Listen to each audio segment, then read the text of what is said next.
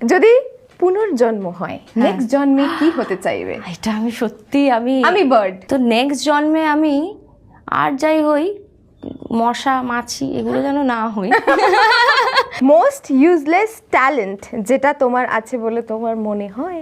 বললাম তো কোনো কাজের নই বেসিক্যালি, মানে হাউস হোল্ড কাজ আমার দ্বারা পারবো হবে না, কিন্তু শিখতে হবে বলো, সংসার করতে গেলে তো।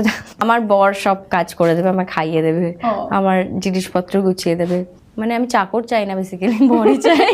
ফানিয়েস্ট টেকনোলজি যেটা তুমি লঞ্চ করতে চাইবে? এমন কঠিন কঠিন প্রশ্ন না, কি টেকনোলজি বানাবো, এমন টেকনোলজি যেটাতে সবসময় বরের দিকে নজর রাখতে পারবো।